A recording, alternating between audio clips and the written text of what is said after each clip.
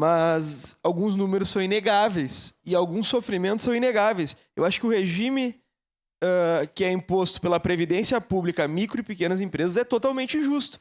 Não é possível que vocês tenham que fazer um recolhimento de 20% e uma grande empresa com lucro presumido vai fazer um recolhimento de 4% a 6%. Acho inadmissível, sendo que muitas vezes vocês são sistemistas das empresas que recolhem de 4% a 6% de previdência pública. Presidente, na nossa cidade, as micro e pequenas empresas do último censo empregavam aproximadamente 51 mil pessoas. Isso representa 27% das pessoas empregadas na nossa cidade, entre indústria e serviço, enquanto as grandes empresas empregavam 25,8%.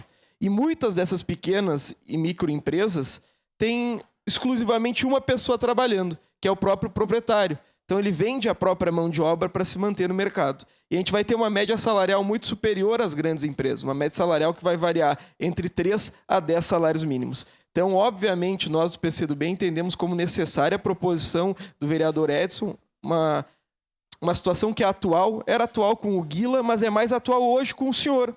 Ela é mais atual porque a realidade mudou muito significativamente no último período. Muita gente que anteriormente era seletista decidiu montar o seu próprio negócio, muito em razão das crises que nós passamos a partir de 2016. Então, obviamente, iremos apoiar, eu gostaria de participar, sendo possível, vereador Edson, porque eu acho que tem algumas situações que precisam ser alteradas no Brasil e que pode partir de um debate público aqui na nossa Câmara. A principal preocupação que eu tenho com a economia brasileira é a questão do regime de juros que nós estamos submetidos. Infelizmente, nós viramos reféns do Banco Central, uma nova alta na Selic ontem, passando a 14,25%, e uma coisa eu vou concordar com o vereador Iago, que para não investir num título público, que está pagando hoje o IPCA mais 7,25%, e investir numa indústria ou investir num serviço, a pessoa muitas vezes tem que ter prazer em ter uma indústria, prazer em prestar um serviço, porque é muito mais confortável se investir em título público. Então, parabéns para vocês, a gente segue defendendo a indústria, segue defendendo o serviço